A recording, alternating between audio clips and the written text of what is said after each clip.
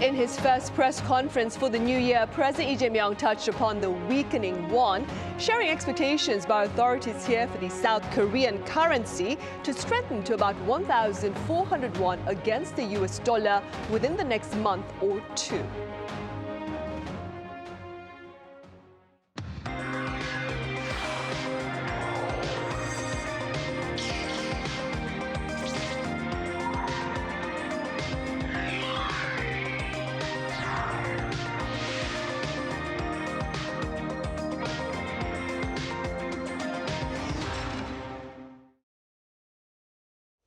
Hello and welcome to Press Perspective for this Wednesday, January 21st here in Seoul. I'm Min Sunhee. President Lee Jae Myung hosted his first press conference for this year at the Blue House earlier this morning. The event lasted some 3 hours, and for more on this, I have Steven Borowiec with Japanese weekly news magazine Nikkei Asia here in the studio. Steven, welcome back. Nice to be here, thanks. I also have Thomas Maresca with the American news agency UPI in the studio with us. Thomas, it's great to have you here. Great to be here, thank you. Steven, we shall start with you. So the press conference was divided into 3 categories: livelihood and economy, defense and diplomacy, as well as society and culture. Let's start with the economy. What was shared on that front and what were your takeaways? I looked at Lee's remarks, the text of his remarks that his office sent out, and I counted I think it was more than 30 mentions of growth, the Korean word "sungjang" for growth, which I thought was interesting. Just as one aside, is that left of center South Korean administrations have typically talked a lot about distribution of resources, of making things more fair, of higher regulation, a kind of more even distribution of resources. Lee has not done that. Lee has talked about fueling growth, getting the economy growing again, which is a very reasonable and sensible policy goal, because we've seen some pretty weak growth over the past year or so. I believe it was in the first quarter of last year the economy actually contracted a little bit, and I know that the Bank of Korea will release the figures of the fourth quarter GDP for last year. Will come out tomorrow, and economists have predicted some pretty meager growth. So Lee seems to be turning his policy energies toward that, and as a way of making that happen, he's really honed in on the concept of innovation, which I think economists would agree is smart, because the South Korean economy has long since passed the point where it could compete on price with other export-led economies. I mean, it's due to rising competition from China, Vietnam and other places. Really, for South Korea to have a prosperous export-led economy, really what it needs to do is focus on innovating, using technology to innovate things and produce things here that buyers cannot easily acquire elsewhere. And so if you look at the data for what's driving exports, it really is innovation-centered things. It's chips, it's autos. And the Trade Ministry just announced earlier this month that last year there were a number of products, cosmetics and agricultural products and a few other things, that saw record growth last year, record export volumes. And so the encouraging sign there is that they see these as kind of future growth engines.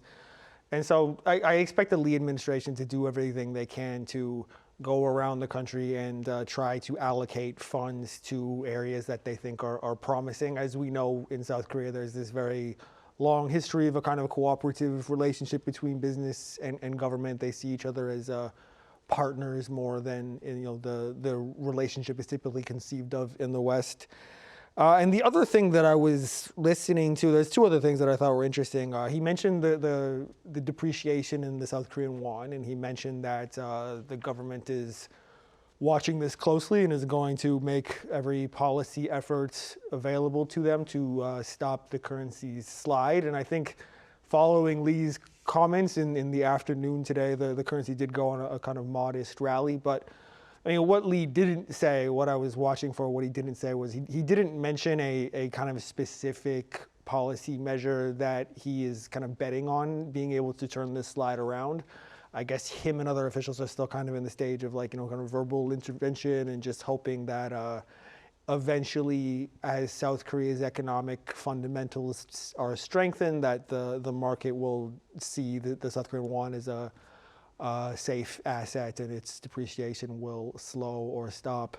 The only other thing is he mentioned regional integration. There's this domestic conversation now. It's the kind of thing that as foreign reporters we don't really get into too much because it's very much seen as like something that the domestic audience is more interested in.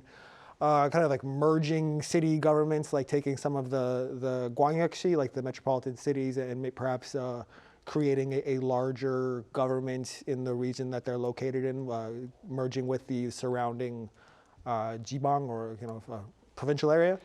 And so I think the idea there is that this would allow the government to like more efficiently allocate resources and more efficiently support the kind of clusters of economic activity in those places. So that's something to watch for as throughout the remaining 4.5 years or so of Lee's term. Right, and beyond the domestic issues, Thomas, he also touched upon diplomacy, of course. Now, he has been quite active in his engagements with foreign leaders. What was the gist of his message with regard to regional as well as broader diplomacy, Thomas?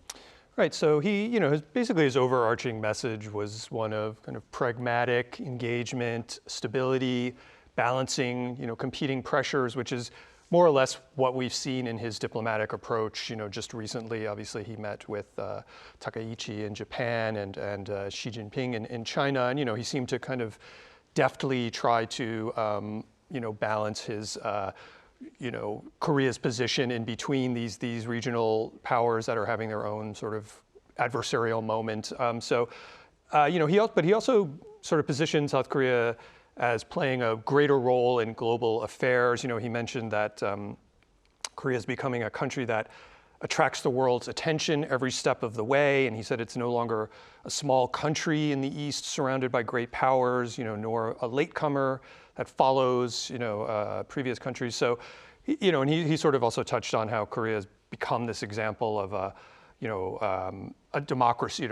It's overcome these challenges to its democracy and can sort of stand as an example for other countries. So, kind of playing this, not I think overstepping Korea beyond a sort of middle power role, but playing a significant role and a sort of a leadership role in certain areas, but always sort of focusing on this balanced engagement, and sort of peace and cooperation. And he mentioned, talking about Japan, mentioning, just basically de-emphasizing sort of historical disputes with Japan, saying that he was saying sort of stoking those issues would kind of may rally domestic opinion, but doesn't really serve national interests. So, emphasizing areas of cooperation like economic security rather than confrontation, and sort of saying similar to Korea-China relations, nurturing and expanding good aspects and trying to manage the negative well, not clinging on the sort of negative sides of things. And,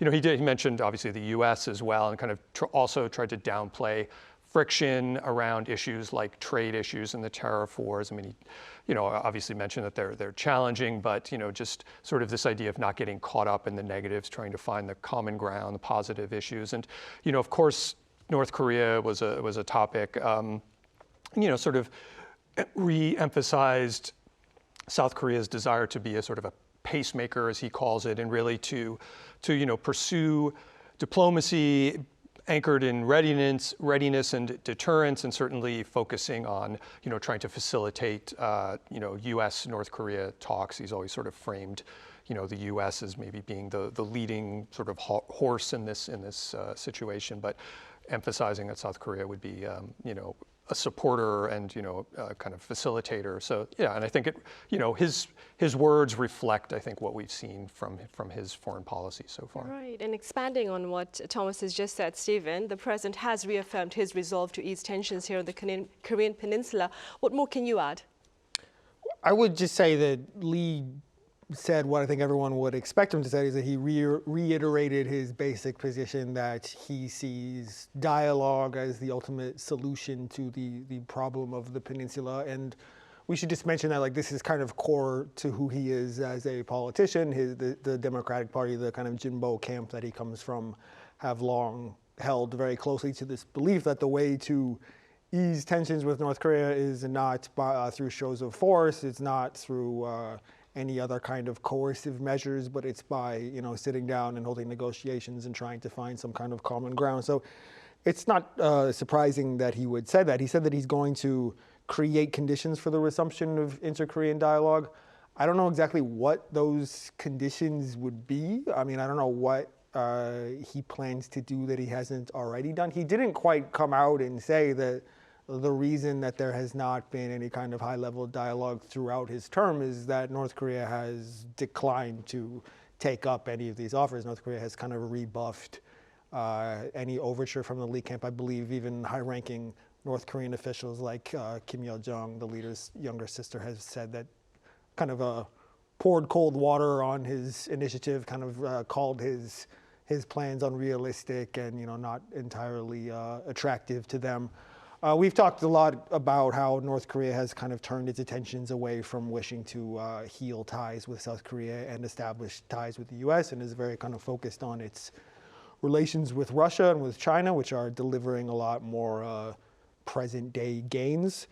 So it's not quite sure where Lee is going to go from here. He had one quote where he said, "The sharp chill will not thaw all at once," but that he would pursue feasible measures. My question, if I was at the press conference today and if I had the chance to ask a question, I might have said, well, what do you see as being feasible? What is a realistic thing that North Korea might agree to? And somebody like Lee Jae Myung, who was governor of Gyeonggi province and undersaw a lot of cooperative measures with the North, in part because the province that he was governor of is right on the border with the North, and there was quite a bit of interchange. I mean, maybe he would have had a good answer to that. Maybe he would have talked about the revival of sports exchanges or the revival of tourism exchanges or other kinds of cultural interchange, or identifying the remains of long deceased Korean War soldiers, things like that. But I think throughout the rest of his term, Lee will just keep running up against the limitations imposed by North Korea. This is not going to be entirely up to him and what he thinks is feasible or is desirable. Right then. Now, despite the challenges perhaps faced with regard to cross-border dialogue, Thomas, it's less than a month into the new year, but President Lee has managed to hold a number of bilateral summits with his counterparts in China, Japan, as you mentioned, and more recently with Italy here in the country. That being said, one analysis claims that the president's foreign policy successes have been overshadowed by domestic political polarization. To what extent do you agree? Yeah, so I think you're referring to this essay by Daniel Snyder from Stanford University, it's not. I think the author is not saying so much that they have been overshadowed, but that's the coming sort of the shadow is looming of the domestic divisions within the country, and that so far his foreign policy successes have been, maybe even beyond expectation, especially considering, Lee Jae Myung took office in the, aftermath of an incredible sort of domestic division and chaos and upheaval, and in a world that is going through this kind of great power competition, all the sort of chaos and uncertainty around the Trump administration's, trade policies, et cetera, and the continuing and growing threat of North Korea, but Lee Jae Myung has done well in sort of navigating, I think, and proven to be pragmatic. I think people expected him to be pragmatic, but also proved to be maybe more diplomatically savvy than necessarily the majority were expecting.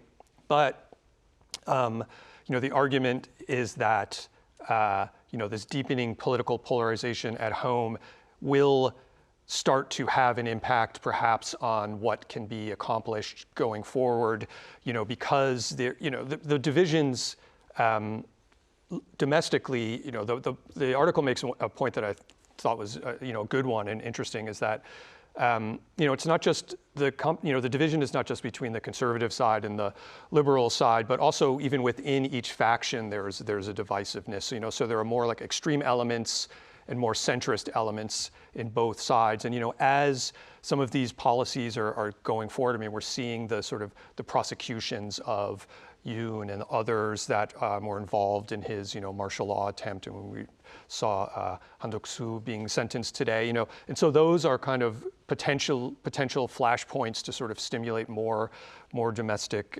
sort of division and uncertainty. And there's, just questions about, clamping down perhaps on social media. He talked about sort of the influence of right-wing religious groups, even in some of his statements today. So there are these points that they haven't necessarily all sort of come to the fore yet, but they could be seen as having, an influence on what he's able to do going forward, because, some of these divisions, really are focused on, say, there's a strong anti-China sentiment on the one hand, and it's gotten, there's an extreme element on the sort of extreme, more the right-wing side, whereas, there's this also a long time sort of anti-Japanese sentiment, and some of that comes more from the more traditionally sort of liberal or left-wing side. And so, seeing if you start to get greater divisions on both of those sides, it's something that he may have to sort of wear as he tries to conduct foreign policy. And it's harder and harder if you have a lot of domestic turmoil at home to have a cohesive foreign policy abroad, and it may even affect how it's shaped, internally, even how it's sort of brought up, debated internally even before it reaches a negotiating table. So, it kind of can affect legislative cooperation. It can affect public trust. And so, seeing those pressures and debates, and of course, how will the outlook for the U.S., happen? And North Korea obviously is such a hotly contested domestic issue. So I think the argument that the author is making, which I think makes a lot of sense, is that we're going to see some of these domestic pressures have an influence on what perhaps Lee Jae Myung is able to do in his foreign policy. Right. Can I just say something about that quickly? Of course, Stephen, go ahead. I would just like to flag we often hear about South Korea being a deeply divided country, and in some ways it is, but whenever I'm asked about this, I always like to flag that there is if you look at poll data, there is quite a lot of consensus on big issues here. Like a lot of the extreme elements that Thomas was just referring to, if you look at poll data, they represent relatively small portions of the population. It's a relatively small portion of the population that was in support of the martial law declaration, for example. It's a relatively small part of the population that has extreme views on China or extreme views on Japan. The mainstream of South Korean society on the important topics on how to administer the economy, on how to administer government when it comes to school and healthcare, and a lot of kind of bread and butter important things, the consensus is quite big. So we do hear that this is a political, deeply divided country, and in some ways it is. If you look at the foreign media, you would definitely get that impression by seeing photographs of these big, quite animated protests. But I like to remind viewers and I like to remind readers that when it comes to other kind of bigger, more substantive issues, there is a quite large mainstream that sees a lot of things the same way. Right. Point well taken, Stephen. Right. Finally, let's move on to the final and third item on the list during today's press conference. Stephen, I believe that was society and culture. Quite a number of pundits here, Stephen, claim that K-culture is going to see a turning point this year as the government seeks to turn it into a strategic energy economic engine, that is. What was shared about that during the press conference today?